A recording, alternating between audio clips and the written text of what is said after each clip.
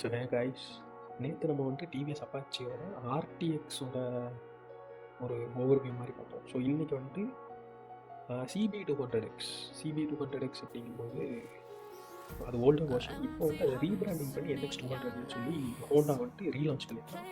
இந்த வெஹிக்கிள் வந்துட்டு எப்படின்னா ஒன்லி பிக் விங்கில் மட்டும்தான் அவைலபிளாக இருக்கும். நார்மல் நீங்கள் வந்துட்டு ஒரு ஹோண்டா ஷோரூம் வந்துட்டு போகிறீங்கன்னா அந்த ஹோண்டா ஷோரூமில் போய் கேட்டால் கூட நீங்கள் வந்து ரெக்வஸ்ட் பண்ணால் நாங்கள் எடுத்து தருவோம் அப்படின்னு தான் சொல்லுவாங்களே தவிர மற்றபடி நீங்கள் இங்கே லோக்கல் எங்கேயும் பார்க்க முடியாது. ஆனால் அதுவே வந்துட்டு பிக் விங் ஷோரூம் சொல்லி வந்துட்டு போனீங்கன்னா இது வந்துட்டு ப்ரீமியம் கேட்டகரி கூட வந்து செக்மெண்ட்டோட ஷேர் ஆகிட்டு இருக்குது. லைக் அப்படி ப்ரீமியம் செக்மெண்ட்டோட பார்க்கும்போது என்னென்ன மேஜர் அப்டேட்ஸ் வந்து இது கொண்டு வந்திருக்காங்கன்னா, ஃபர்ஸ்ட் வந்துட்டு ஓல்டு ஒன்ல மோனோ டிஸ்பிளே இருக்கும். இதுதான் வந்துட்டு இந்த பழைய CB200X இருக்கும்போது இந்த டிஸ்பிளே தான் வரும். மினிமலான வந்துட்டு ஒரு டெக்ஸ்ட் தான் வந்துட்டு வரும்.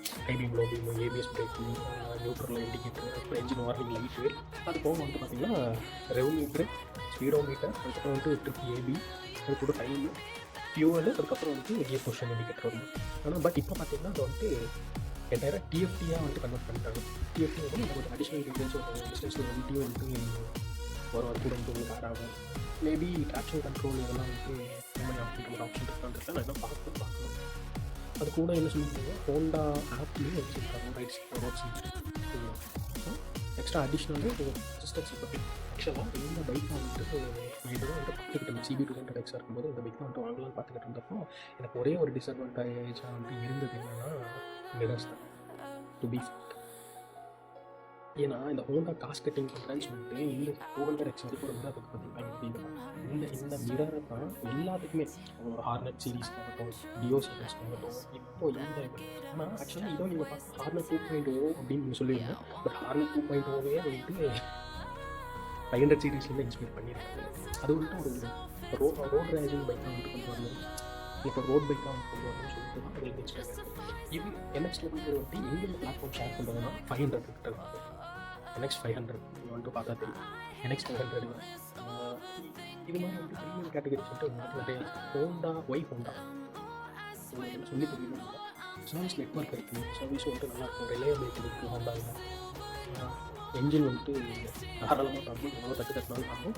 If you looking for computer plus weekend adventure bikes வந்து போகணும்னு ஆசைப்படுங்க, டெஃபினட்டாக அது யூடியூப். ஸோ இது கூட பார்த்தீங்கன்னா இப்போ வர எல்லா 200cc கேட்டகரிஸுக்குமே USB-C வந்துட்டு கொண்டு வந்துட்டாங்க. இது ரொம்ப யூஸ்ஃபுல்லாக இருக்குது. டூரிங் பண்ணும்போது நீங்கள் வந்து இறங்கி நீங்கள் வந்து மொபைல் யூஸ் பண்ணணும்னு அவசியமே கிடையாது. இல்லை மொபைல் ஹோல்டரில் வந்துட்டு நீங்கள் ஒரு சார்ஜிங் வந்துட்டு எந்த அவசியமும் கிடையாது. டூவல் சேனல் ABS வருது. இப்போ வந்து CB200X இருந்துச்சு. லாங் கம்ஃபர்ட் ஸ்பிளிட் சீட்டுன்னு சொல்கிறாங்க. ஆனால் எனக்கு எதுவும் வந்துட்டு பெருசாக கம்ஃபர்டபுளாக எனக்கு தெரியலை.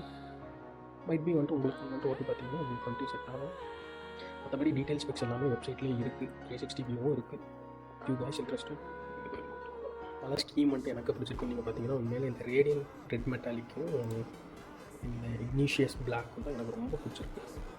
ரொம்ப ரோட் ப்ரெசன்ஸ் நல்லா காட்டும். அதுலேயும் அந்த ரெட் வித் பிளாக் வித் அதுக்கு சும்மா லிட்டில் ஸ்ட்ரைப்ஸ் நல்லாயிருக்கும். ரொம்ப ரிலையபிளாக இருக்கும். உண்மையை சொல்ல போனால் ஸ்டார்ட் ஒரு 7-8 இயர்ஸ் வந்துட்டு டியோ யூஸ் பண்ணுறதுனால சொல்கிறேன்.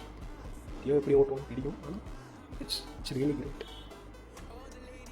ஸோ இப்போதைக்கு இனிஷியலாக எனக்கு இதுதான் வந்துட்டு இப்படி தான் வந்துட்டு எனக்கு போகணும்னு ஆசை. மேபி இன் ஃப்யூச்சர் வந்துட்டு இஃப் சான்ஸ் கிடச்சா வந்துட்டு நான் இந்த வீடியோ கூட வந்துட்டு ஒரு பட்டன் போட்டுருப்பேன்.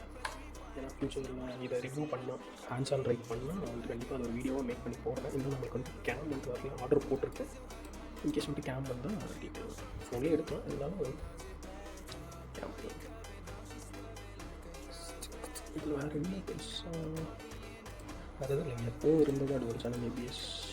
ஆனால் இன்னொன்று என்னன்னா, இப்போ ரீசெண்டாக வந்த நியூஸ் படி 2026 மேலே இதுக்கு எல்லா வெஹிக்கிள்ஸும் வந்துட்டு ப்ரைஸ் ஹைக் பண்ணிட்டு கொடுக்க போகிறாங்க. எதுக்காகனா government has announced major price hike in bikes because ABS வந்துட்டு மேண்டட்டரி பண்ணுறாங்க எல்லா பைக்ஸுக்கும். ஸோ வந்துட்டு இப்போ தான் GST 2.0 வந்து எல்லாமே குறைஞ்சது சந்தோஷப்பட்டோம். பட் இருந்தாலும் யாரு கண்ணு பட்டுச்சோ தெரியல. பட் அது உங்களுக்கு சேஃப்டி கன்சர்ன் தான். வெயிட் பண்ணியே உங்களுக்கு விடுது. ஏன்னா எப்போவுமே ரோட்ஸ் வந்துட்டு ஒரே மாதிரி இருக்கும். ஸோ வந்துட்டு புரியும் நினைக்கிறேன். ABS இருந்தால் ரொம்ப வந்துட்டு நல்லாயிருக்கும். நிறைய இடத்துல என்னையே வந்துட்டு காப்பாற்றி கொடுத்துருக்கு. ஸோ இந்த வீடியோ உங்களுக்கு இன்ஃபார்மேட்டிவாக இருந்துச்சுன்னா ஒரு லைக் கொடுங்க. இல்லை உங்களுக்கு எதாவது சஜஷன் இருந்தாலும் கீழே கொடுங்க, நான் சேஞ்ச் பண்ணிக்கிறேன். எனக்கு கற்றுக்கிறதுனால வந்துட்டு ஒரு தப்பும் கிடையாது. Thank you. see you, bye bye.